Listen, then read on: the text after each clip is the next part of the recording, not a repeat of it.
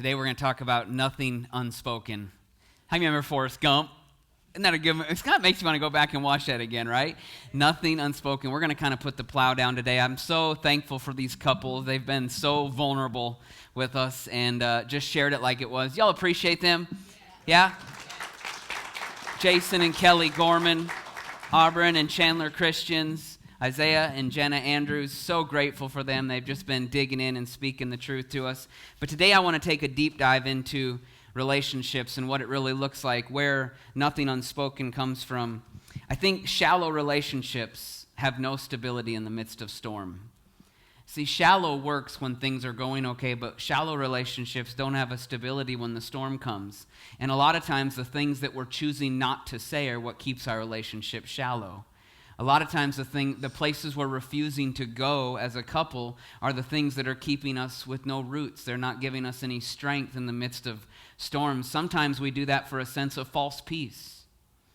It's just to keep peace. We don't go there. We don't say things that need to be said. And so we miss out on having deep, deep roots that allow us to be strong. But then on the other side, we're living with the one we love the most, and we don't really know what they think about us because we're not saying the things that we should be saying. A lot of times we leave a lot of stuff up here in our head that should be coming out of our mouth that would allow encouragement and strength to be had. And so we kind of want to talk around that today and see what it looks like to leave nothing unspoken. But to be a group of people who are bold enough to go there, to be vulnerable enough to say, you know what, if we're going to have relationships, then let's have relationships that are thriving. Let's do this thing on purpose. And we have all of the Word of God and all of the Spirit of God that we need to be able to succeed in these areas. And so we're going to dive in today, and hopefully this helps you. Being able to say the things that we need to say that maybe we're not saying. And so I'm going to ask you guys some questions, just field some questions out. We're just going to have them answer as they feel fit. Maybe we'll try and put a few of them on the spot and see if we can get them to sweat a little bit, but I already am. And you want to say hello? Just a nice little good morning. Hello. Okay. Get your mic test. Hello? Check 1, 2. Test. Check. We're hot. Check. 1, 2. Yeah, we're good. It's on. It's on. All right. What made you fall in love with your spouse? Question number 1. What was it that made you fall in love with your spouse? Gorman, you're closest, and you're trying to field it off, so I'm going to make you take. Pass it off. It's just one of those things where I saw him playing intramural basketball wearing these short shorts from across the room. No. He was just so kind and considerate and loving and had a way of being bold and straightforward that I appreciated. I don't like to beat around the bush. I like to just have open, honest conversation, and he was able to do that in a vulnerable, transparent way right off the bat that I just really appreciated. Wow. Cool. Yeah, for me, I think what made me fall in love with Auburn, if you will, I think it goes back to the very beginning in the dream team room. It all starts in here. I don't know what it is, but if you serve, you find your spouse. If you serve, you find your spouse. It's true. But she sat me down and, for the first time, really shared her feelings with me, and I kind of came to that meeting. I guess you can call it a meeting. I don't know. But where we just kind of shared our feelings about each other, and I had 3 things written down that I was kind of looking for in a spouse because we, both wanted to prepare intentionally for it. And I wanted someone who was, number 1, going to challenge me to grow spiritually. Number 2, somebody that I could do ministry with, potentially either now or in the future. And then just also somebody that was just going to keep me accountable. And she fit all 3 of those things. And Wow. so it kind of hit me in that moment as she's just talking to me, and we're still friends at this point. And I was like, I think I'm actually going to marry this girl. And I don't know what, it was just one of those things. Wow. And so it's kind of funny. Yeah. Cool. Yeah, I'd say it's been everything that we've been through. When I look back, hindsight's always 20/20, but when I look back, she's been with me through everything. I was thinking about how when I got my first place, I lived in a studio where, your living room, your bedroom, and your kitchen are in one area. Yeah. And I didn't have a bed or anything to sleep on. I just had covers, and I slept on the floor, and she slept on the floor with me. Oh, wow. And it was early on in our relationship where I seen those things where she was doing things with me that nobody else would do, but she made sacrifices that nobody else would make, and it's wow. Man, she's a keeper. So, What a keeper. What trait does your spouse have that you appreciate the most? I'd say her passion. man, this when she's passionate about something, like I said, there's nothing and no one that can stop her. And so for me, it's just that drive when she puts her mind to something, like she's gonna get it done, and it just inspires me to do the same. So Wow. definitely. For me, it's the way Isaiah's brain thinks. I feel like if you guys actually know him, like he doesn't think like the average person. He just doesn't. He thinks outside of the box. And I love the way his brain works because he views things so differently than like I feel like the common person views things. Yeah, he is outside the box. I would say Chandler's gentleness. I didn't really know it was something that I was looking for. My whole family is super, super loud. Sundays, like when football's playing, nobody stops screaming. It's just always yelling. When we're happy, we're yelling. When we're angry, we're yelling. Like nobody's quiet ever. And so I didn't really know I was looking for that. But when I found it, I was like, that's what I need in my life. Yeah. And so I'd say his gentleness. Like when he gets upset about, actually, you don't even really get upset about anything. And I think that's what it is. Like you don't get angry. You stay mellow. You realize that everything's going to be okay, kind of like we talked in our week. Yeah, you're just peaceful and gentle and never yell or threaten to do anything. It's just always peaceful and, yeah. Serenity now. Kel, it's intelligence. She's extremely smart. Yeah, she's so witty. Everything is at the top of her, right at the top of the tongue. And she is an awesome. When we play games, she's on my team. Yeah. Trivia is easy for us. We just come out on top. So, What do you value the most about your marriage?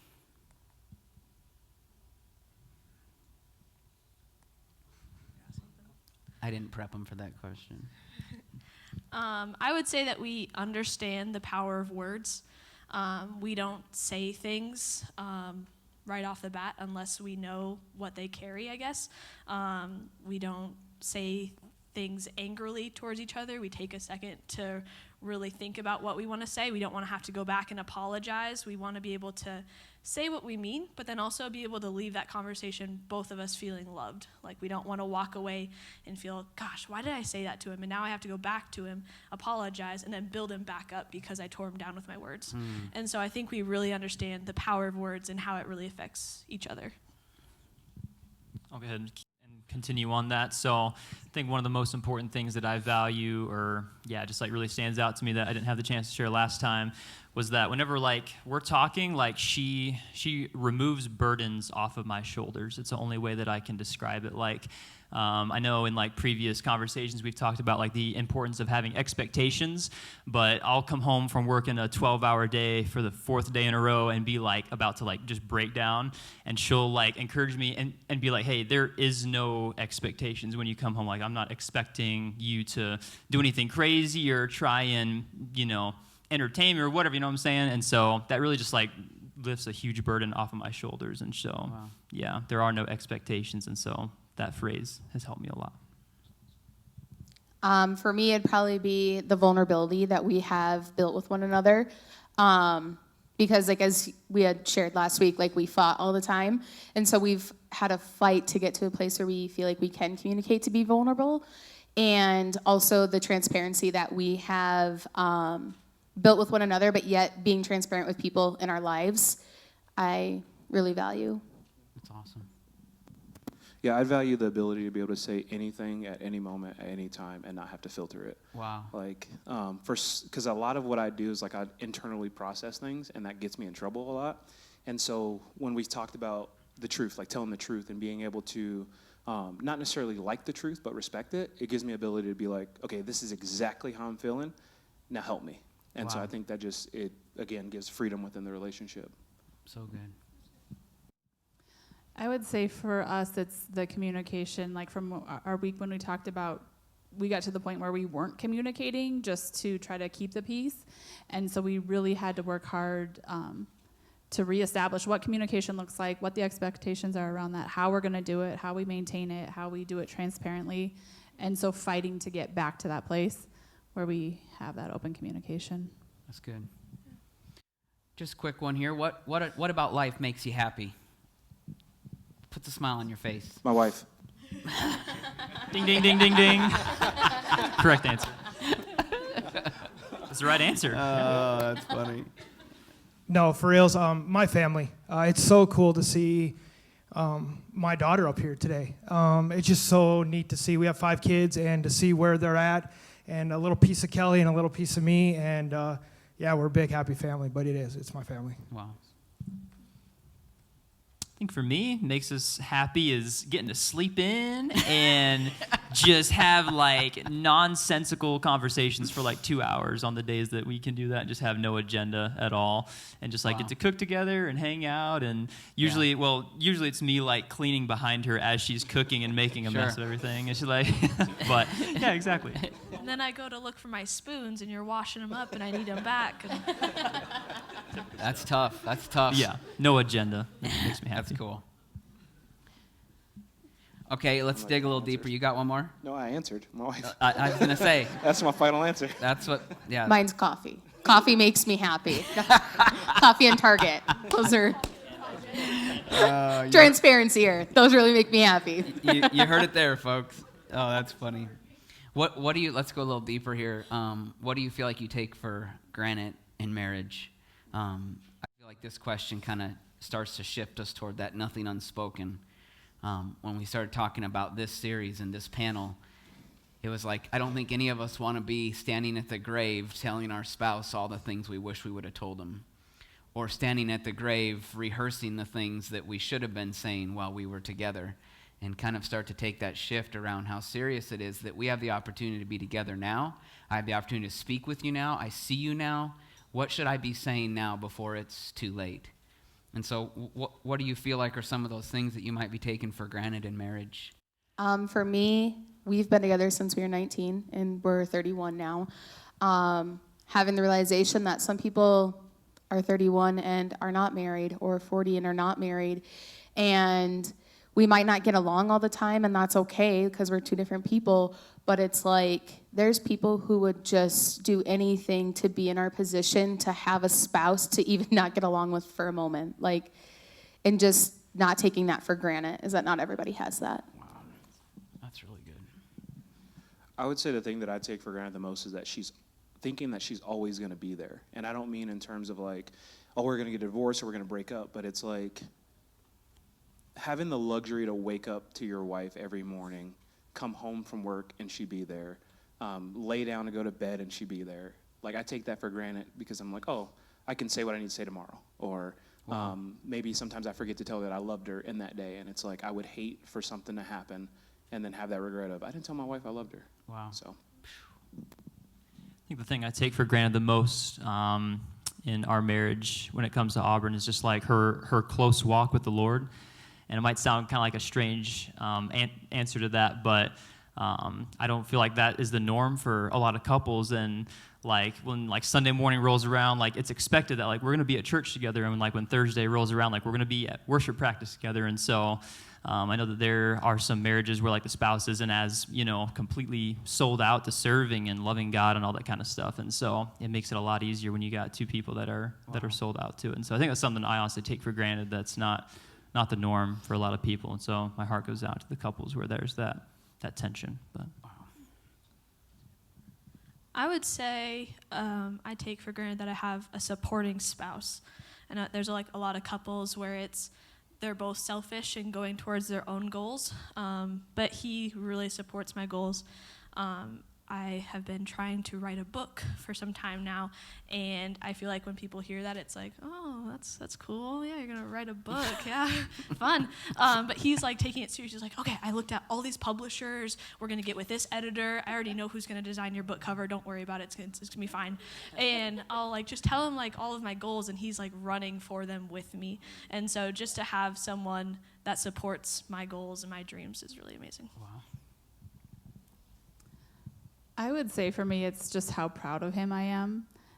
We have gone through a lot of hard times early in our marriage, and I think sometimes I forget to remind him about how much good has come, how much we've gone through, how much has changed for the good, for the better, and just keep encouraging him, like from where we were to where we are, and just reminding him, like, wow, I really am proud of you for what we've done together. That's awesome. I love that because you guys come off of the wins and losses. Your story was so powerful in that you were both running so fast and so hard and realizing, oh gosh, we're losing at home. To come back and purposely rebuild on purpose to where you are today is awesome. That's cool. Can I add something to that really quick? Yeah. It just sparked something in me, like the power of telling like your husband you're proud of him. So she was folding laundry like a couple weeks ago, and she's sitting on one couch and I'm sitting on the other couch, and she looks over and she goes, I just want to tell you something. I was like, what's up? She's like, I'm proud of you. Like the person that you are compared to who you were, like you're a completely different person. And I didn't realize how much I needed that, because for me, like the old guy is just a day away for me sometimes. Like I'm that quick to revert back or feel like I'm falling back into my old ways. And it's like when she literally told me, one, she's proud of me, but then reaffirmed me that I'm a totally different person from who I thought I was or who we were when we first met, it made the world for me. So no, saying that you're proud of your husband is a big deal. Like you don't realize it. I love that because those are the thoughts that run through your brain and you just don't say them. I'm like, oh yeah, I'm proud of him. And we keep those things until we're standing at the grave going, I'm proud of you for who you became. And so that's the kind of stuff we're talking about today, that nothing unspoken, because we don't realize the power of the spoken word. We don't realize the power of starting to have those conversations that sadly a lot of relationships aren't having. And our goal today is to have some deep relationships where those roots are going into the ground so we can stand through the storm. Not be a shallow people that are just trying to keep false peace. I love that. I'm proud of you. That's super powerful. That makes me feel 6 foot tall. What? What are some things that you used to do that you would like to do again? And not have babies, Isaiah. You said that last week. I could see it in your eye. Kelly and I would just take road trips, just quick ones, get in the car, hit a hotel, hit some good restaurants, and just love each other, and so, yeah, those are the things that I miss. I know that when we dated, we kind of talked about this last week, but, like, we got zero sleep. We'd work 12 whatever hours during the day, and then it's like, hey, I'll just come see you for like half an hour, and it would turn into 3 hours, and then I'd go to bed at 2 a.m. and then get up at 7, and that was just like our routine when we dated. Like we just always wanted to be together. And now I feel like sometimes we can fall into like loving lazily, where it's just, hey, I have a really big day tomorrow, I have to go to bed, like it's just, I have to.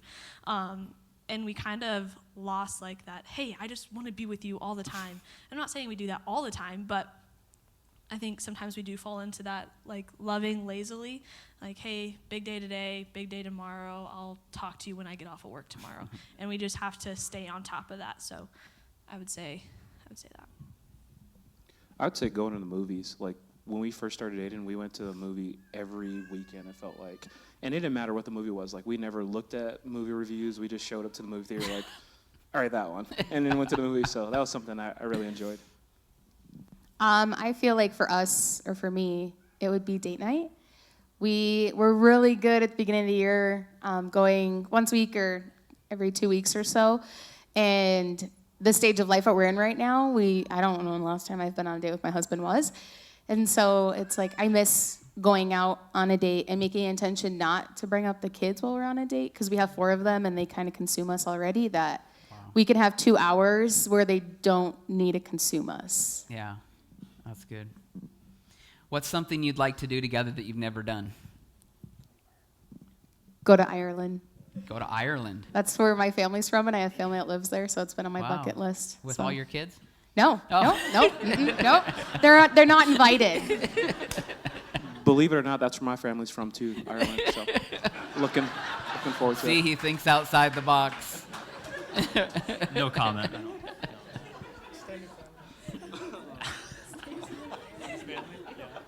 Have kids, I guess. It's our turn. Like, you guys are done with kids. Yeah, we're done. One day, I guess. Yeah, that's awesome. Haven't done that yet.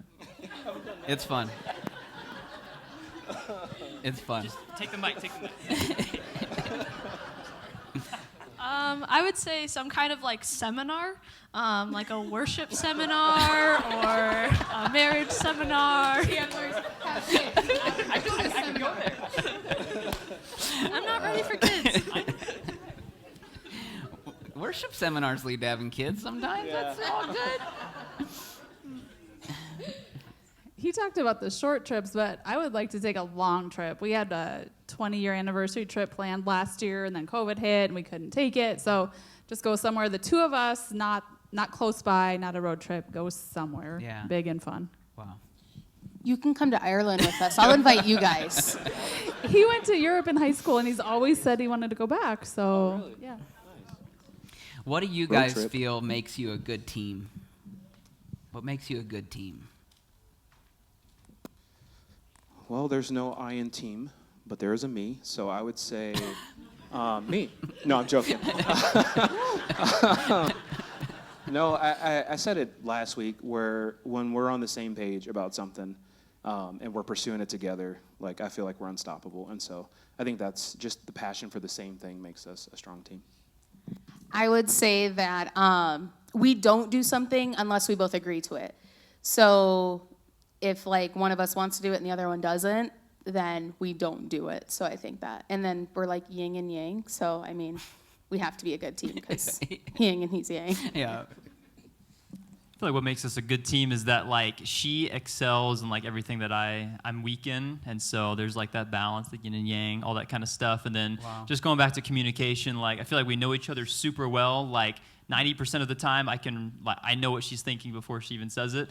But for that 10%, like it's good to over communicate. Like before we make large purchases, we're texting each other and all that kind of stuff, and like calling each other on like on breaks at work or on our way to work. And so just keeping communication up makes for a good team. So. I would say the balance for us, too. We are so polar opposite, but we've learned to make it work. And those are the things that we now appreciate about each other is the differences. And so we've got to that place where we're not always knocking heads because you're not the same as me. It's like that's what I now appreciate is somebody who walks behind me and cleans my spoons, too. He's a cleaner. I would say like how selfless we try to be. I talked about how much I hate doing dishes. Like if I do dishes, the entire time I'm saying, I'm doing this for Chandler, I'm doing this for Chandler. And that's like the only thing, that's the only thing that keeps me going. And so I'd say the things that we don't like to do, we do it for the other person and try to help them out as much as we can. Wow. When I first got married, someone said, your differences bring you together. And I thought, you're an idiot. You don't know what you're talking about. But they do. Your differences are what actually draw you together because that's the strength that you don't have. And so I love that idea for both of you guys, just realizing that, no, I need what they have rather than being insecure about that or intimidated by that. No, I need what they have, or that weakness that I have, they can fill that. And I love the idea of learning to be open and transparent about who we are inside of our relationships, rather than trying to cover it with insecurities or walls of anger and rage or things that push your spouse back. No, let's just be straight up vulnerable about that, where I'm at. And that's where we start to grow. That's where we start to mature in areas that a lot of couples are missing. And so I love the idea of being okay with my weakness and letting your strength fill that. A couple hard questions for you. I wish my spouse knew how much I appreciate the balance he brings to our family. I don't do well in stressful situations. I lose my mind. So if you ever have a stressful situation or emergency thing, don't get a hold of me. I'm not the person you want. But he is. He totally is.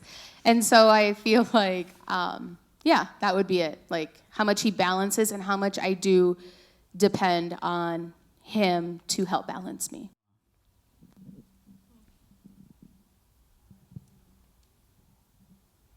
I was thinking something similar too, like as loud as he is when it comes to football or anything, he can either be really quiet or he's really loud.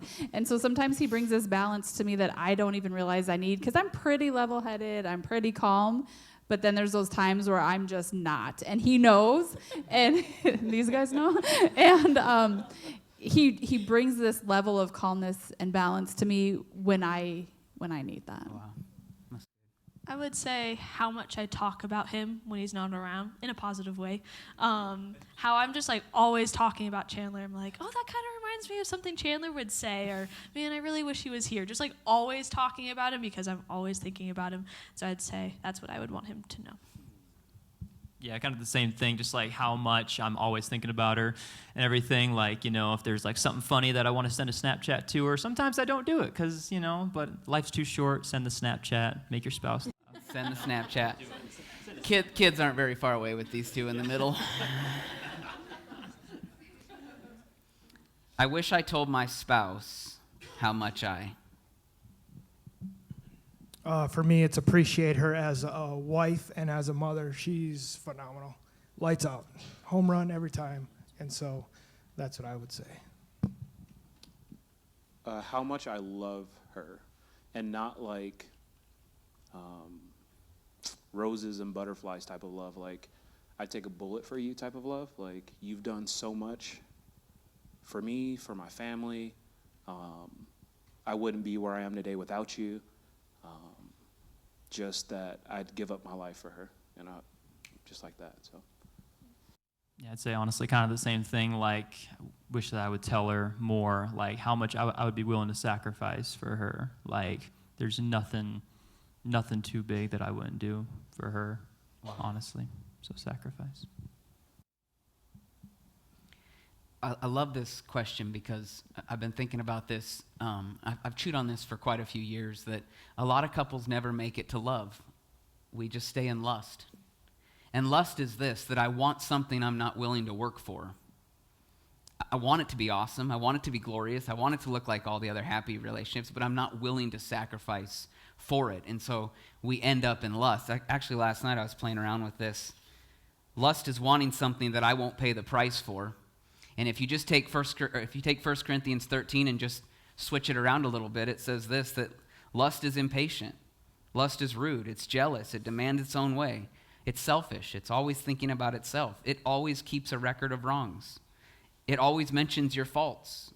And it never searches for the truth. It's just this lazy disposition, but is wanting and hoping and expecting all of the glamorous.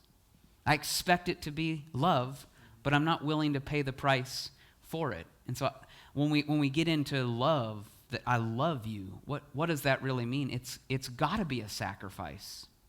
It's got to be that I'm paying a price for this. I'm not just expecting it to show up in my lap. And that's kind of where we're going today, is if we're going to be couples that experience this place the Bible talks about love, then we've got to be willing to have some conversations before it's too late. We've got to be willing to say the stuff that's going on in our heart before it's too late. Nothing unspoken. Being willing and ready to invest those words and actions into the relationship before it's too late. So what does it look like for you and me to be those people where we're at today? A couple more, 2 more will be done. I wish I showed my spouse how much I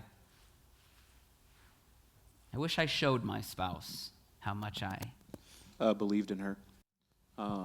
Again, like I said, I do a lot of internal processing, so I'm silent when I need to speak and sometimes speak when I need to just shut up. But no, just everything that she's accomplished, from, like she said, her dad passing away when she was 16, to just the loss that we've suffered over the past couple of years. But to watch her just keep one foot before the other one. Like, she's made me a believer in that she can accomplish anything. But yeah, I wish I told her how much I believed in her. Wow. I would just say I wish I showed my spouse how much I love her, in the fact of, like, you can, like, say that you love somebody with your words, but does that reflect into your actions? Does that reflect into your schedule? Does that reflect into your bank account? Like, and so, because Auburn's really good about, like, surprising me with, like, gifts and stuff and all these little surprises that I can, like, come home to, and I'm terrible at it, and so that's something I would really like to get better. So yeah, just showing her how much I love her, not just with my words, but also with, actions. So. Wow. What was the question? I wish I showed my spouse how much I... Truly, just like really how much I appreciate him. 8 years ago, I decided to be a stay-at-home mom. Well, we decided it was kind of a decision. So I quit my job, decided to stay home, and it was something that I never planned on. I never necessarily wanted to or desired, but it was just something that all of a sudden was kind of laid on my heart, and we started talking about it. And so I've been a stay-at-home mom ever since then, and he's worked so hard and put in all the hours and all the time so that we could make that happen, so that I could be home for my kids. And like I said, it wasn't something that I even necessarily planned on or wanted, but now looking back, I can see God's hand all over that and how he designed that, because then we had 3 kids in 3 years and 2 months, and it was just the reality that it worked out perfect, and it was totally God's timing. Wow. But without his support and his hard work and dedication, it wouldn't have been possible. Wow. Mine's basically the same as Kelly, how much I truly appreciate him.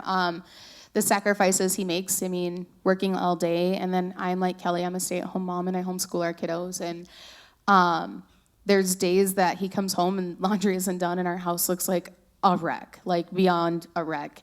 And he doesn't hesitate to dictate the kids to start helping picking up. I just had surgery a couple months ago, and I couldn't do laundry for 2 months, and so he legit worked all day and then would come home and do everybody's laundry, and he never once complained, never once made me feel bad for any of it. And so just the fact that I know he had to die to himself to do that, like it wasn't probably an easy thing, but like he really had to probably die to himself. Wow. If you just turn her clothes the wrong color, you won't have to do laundry ever again. Well, the backstory to that is, like I said before, I grew up with a single mom, so she worked all day, so she expected us kids to clean. So to do laundry and to clean, that's nothing to me. Like, and especially when she's not like my mom, who would beat you if you didn't do it. So no, we're all good. You're good. We're all good. All right, last question. How would you describe the love that you have for your spouse? When we talked about this, we kind of thought about old love. Like, it's not the newlywed love where he walks in the door and I get the butterflies. I'm like, oh my gosh, he's home. Like, I'm like, oh my gosh, you are home. Good. Now go deal with the kids. Like, I've had enough. It's your turn now. Yeah, where have you been? But it's like, it's that steady, consistent love. Like, I know he's walking in the door to me. I don't have to question it. I don't worry about it. Like, I know where he's at. I know what he's going to say. I know what he's thinking. It's just, it's kind of time tested. It's proven itself.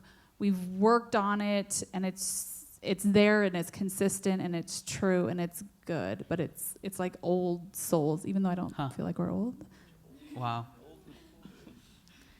I like that. I'm getting the picture that you're painting, because just the idea of that purposeful investment, kind of what we're talking about today, that I feel like sometimes couples live so far away from each other in their heart that even though they walk in, I have no clue what they're thinking. I have no clue what they're going to say. I have no clue where they're coming from this time, because the investment hasn't been made to have those conversations, to say those things, to have that communication that's so important. And so I like that, the old love.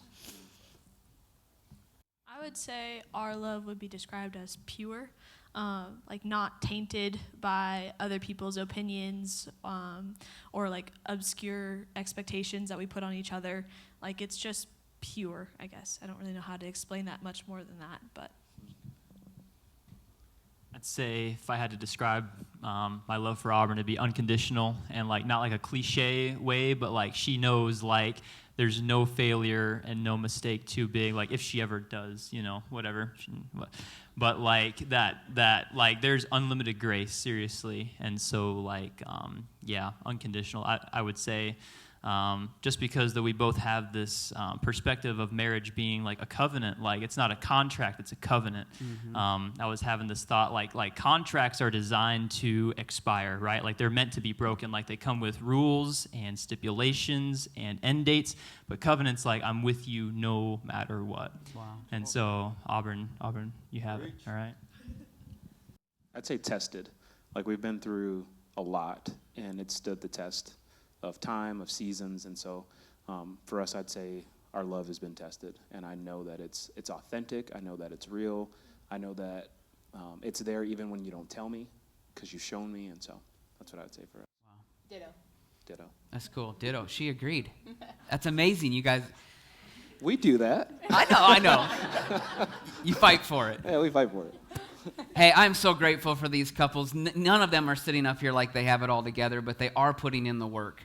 They are doing the work that they have to do to get better and better and better. And that's our encouragement. It's been our encouragement through this whole series that we would do the things necessary to have relationships that are vibrant. And thankfully, we've been able just to pull out clips that help embrace that and help tell that story. And today, as we saw Forrest Gump standing at the grave, sharing life and sharing things and sharing feelings, I just want to challenge you with the question, what would you be saying?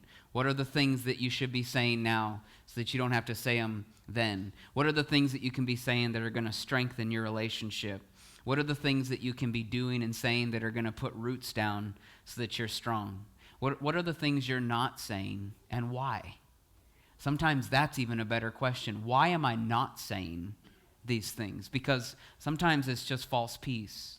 Just want to keep the waves away. Or sometimes it's insecurities that have ran so deep because no one's gone there to check that out. We've never talked about those things. But it's, once again, it's false peace. And so I wrote this down. Sometimes we're so fast to say, I love you, but we don't know how much it means until someone's gone. You know, we're so fast. Love you, love you, love you, love you, love you, love you. Hey, love you, love you, love you, love you. But we don't know what it really means. We've never gotten to what does our love mean and what does it look like and what are the things around it? What's causing it to even work and grow vibrant and continue to be strengthened until they're gone. And then you realize what that love really looked like. Now, I'm just trying my best to challenge you today to have some conversations before it's too late, to leave nothing unspoken. And even hearing that, you might think, you're trying to stir up stuff in my house. No, I'm trying to help you get rid of stuff that doesn't need to be there by just being bold enough to have the conversation and figure out who you are so that you can be strong and there can be open communication, that things can be talked about before it's too late. Imagine if we wouldn't be afraid to be vulnerable and share the things that need to be shared. Imagine being in that place. We called it your sweet spot last week, where I'm vulnerable enough to just share these things. We can talk about it, and it's not going to blow up. Why would we live in a false sense of peace? To me, that just doesn't make any sense. Why not go there now so that we can have real peace?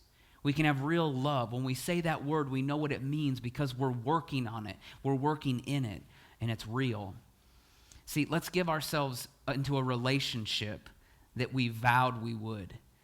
Remember the vows that we made? Let's do those. Let's be active on those. Let's start operating in those actions and having those conversations. We'll have the marriage that we were hoping for when we stood at the altar and said, I do. Let's live out our vows. See, your spouse should not have to read your mind anymore. That's my hope for today, that your spouse wouldn't have to read your mind, but that we would be saying the things that need to be said. Please remember this. Encouragement that you keep to yourself is not encouragement. The encouragement that you keep here is not encouragement. It's only encouragement when you speak it and when you say it. And so I'm challenging you today because I want to see you guys experience love, not lust. I want to see you experience the things that can be spoken that might not be as scary as you think they're going to be if you're both willing to go there. And so that's my challenge for you today. Let's be spouses that are truly in love because there's things that we're not afraid to talk about and there's things we're not afraid to say.